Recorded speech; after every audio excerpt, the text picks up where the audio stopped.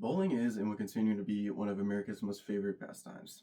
It's a game for all ages and has many underrated aspects that people don't know about. Today, I will be presenting and showing you some of the more important and interesting aspects of the game that I so love.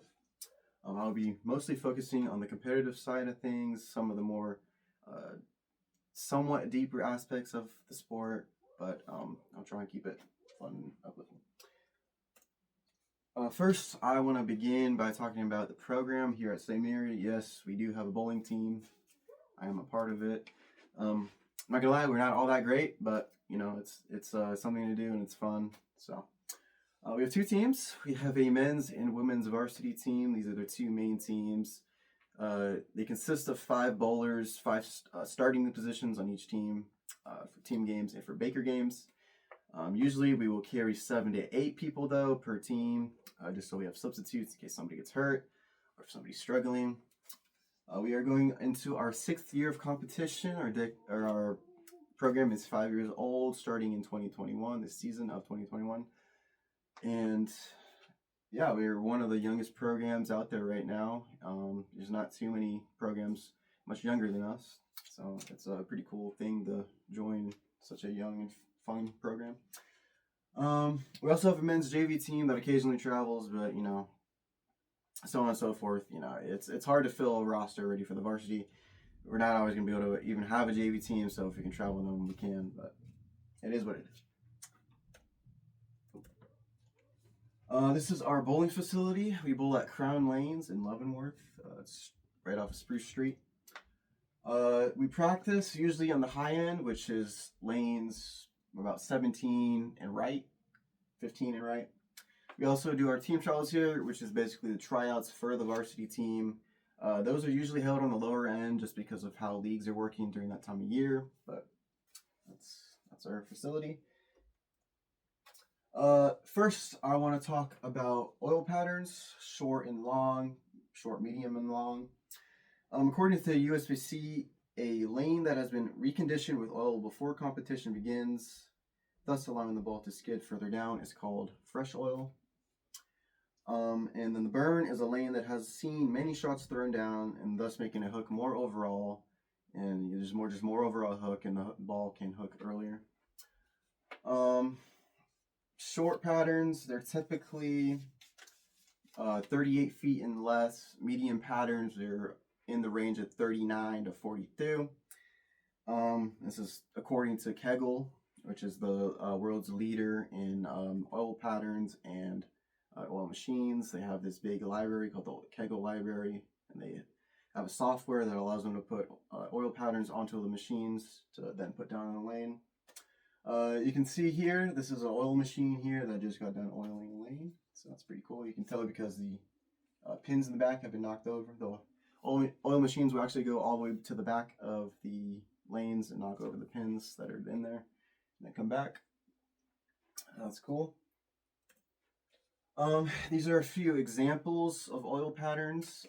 If you look all the way to the left here, this is the Boardwalk V2 pattern. It's a short pattern. It only goes to 35 feet down the lane. It has actually a decently high volume of 28.25 milliliters. So it's pretty surprising how much oil it has for such a short pattern, but I guess that's a part of what makes it so tricky. This is Stonehenge. This is a medium length pattern at 40 feet. It's 23.75 mils. And finally, this is Eiffel Tower. It's a long pattern. I'll go over here. It's a long pattern. It has 48 feet and it's 25.95 mils. So you can kind of see the differentiation between all the patterns and their volume. And volume is obviously how much actual, like a liquid amount of oil is on the lane. Next, I want to talk about ball types. There are 3 main ball types that are most common today. On the left here, you got the polyester ball. This is your standard plastic ball. Most people would use it for spares. They use it because it's a ball that doesn't actually grip the surface of the lane a whole lot. It also doesn't collect oil into the ball. It doesn't hook a whole lot.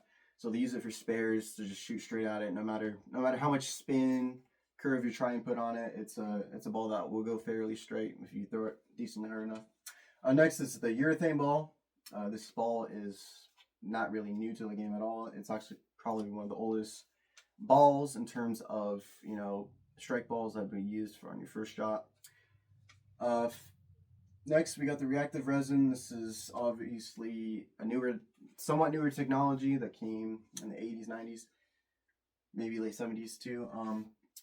There's two main types. There's a solid, which has a rougher surface, less gloss on it basically, and it's better for oil conditions that are heavier, more volume, and longer. And there's also pearls, which are more glossy, and they go further down lane before they want to start to hook, typically. So that's the typical ball types today. These are the two main core types. I mean, there's really no other core types. You either have a symmetrical core or asymmetrical core. Symmetrical cores, they are a more overall fluid balance of hook. It's going to gradually want to start hooking towards the pocket when you're trying to curve it. Asymmetrical bowling balls, they want to get further down lane and then snap. So asim balls want to hold more of their power and potential before going down lane and then hooking. So, as we can see, bowling has many more elements than what most people typically know about. On a competitive level, there are an incredible number of things that you have to know if you really want to get good at it. And while not everybody might enjoy bowling deeply enough to know about these things, I hope at least something new and interesting was brought to light today. And I thank you for listening. Thank you.